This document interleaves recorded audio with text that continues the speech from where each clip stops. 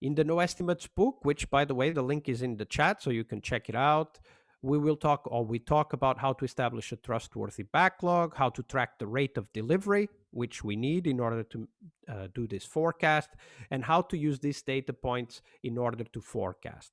Finally, we also talk about what is the most important recognition as software professionals, that if we want to deliver on time, the most important tool we need to use is scope management.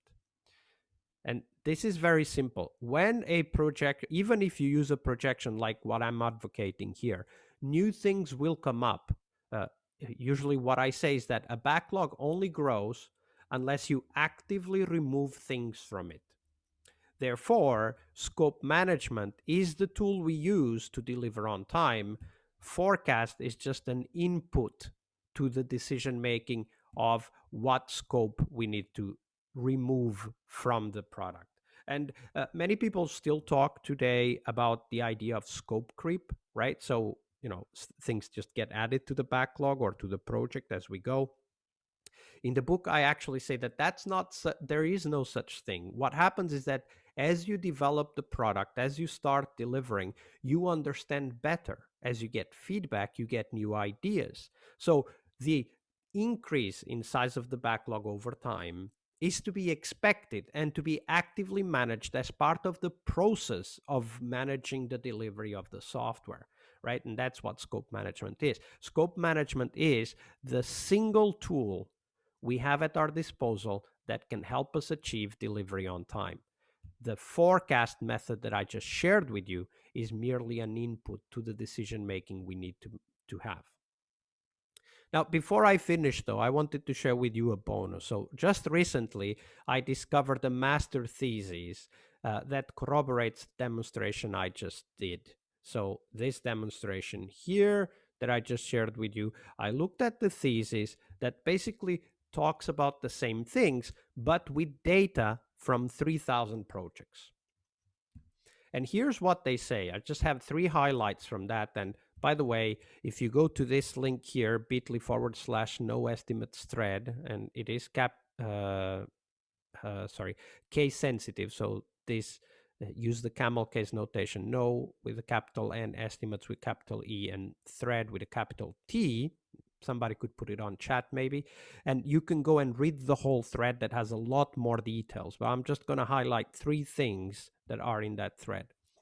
The first thing that the researchers found is that the outliers in project cost overrun, and by outlier what they mean is a project that went so bad that it is considered by researchers, the estimation researchers, as non-relevant data point to assess the accuracy and the effectiveness of estimation as a method. So that is just quite scary that we even do that. But anyway, they found that outliers are so frequent that the noise, when you look at the actual result, at the actual performance of the method of estimation, the noise drowns out the signal in the data. What that means is that even if you have data from actuals, meaning that you are following your project and you're actually checking what task lasted or had whatever actual duration, and you're tracking that and you're using that to try to see, are we on time or not, you don't really know if you will be late. So even if you track actuals, you don't know if you will be late, because the outlier in task duration, the outliers are only visible too late and have a huge impact on delays, right? So when you look at the data, when you look at the actual data, the outliers are so common, they are so frequent, that you could actually assess the impact of estimates by just looking at the outliers. They are so big that they significantly impact the performance of the estimation methods. Here's another example, which is an outlier in itself. Kmart may have gone bankrupt, at least in part, due to a failed 1.4 billion USD IT project. Now, let me talk about this in a little bit more detail. Kmart had a 1.4 billion IT modernization project. Okay, just The fact that somebody has that size IT project is already a big, big, big problem. There's other examples. In Europe, we have Lidl, which went through a similar catastrophic project. But look at this.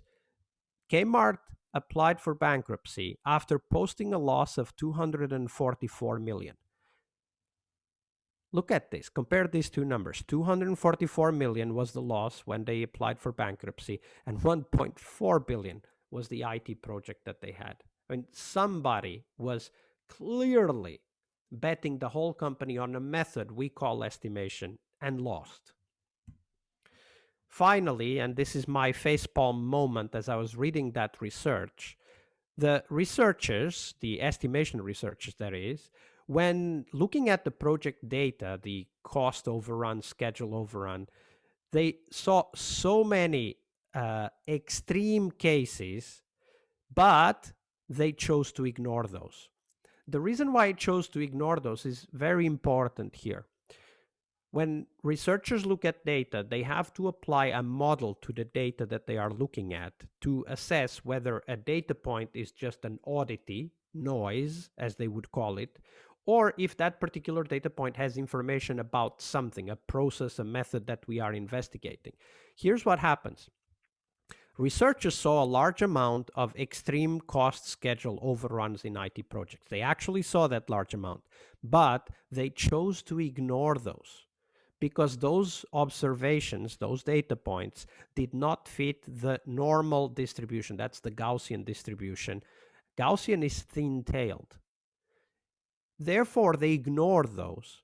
And what that led was to hiding the fact that estimation is actually a fat-tailed process. It does not follow a Gaussian performance. You cannot assess the effectiveness or the value of a method like estimates by using a Gaussian model. You have to take into account the extreme cost and schedule overrun. You have to take into account, you can't ignore them, because as we saw in the first tweet, the outliers, the extreme cases are so frequent that they themselves impact the result, the effectiveness of the method estimation, much more than anything else.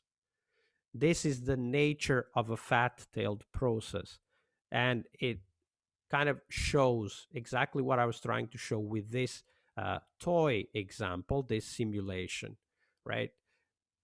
Extreme cost and schedule overrun in projects is so common that we need to take that as part of the performance of estimates in real life. And therefore, this is what I propose, get rid of estimates as a technique and use something like this, forecasting from data we collect, from teams we observe, and then invest our time in putting together a proper scope management process in our projects. That is what I had to share with you. I'm sure you guys will have a lot of questions. So let's go through the questions now, Mindy.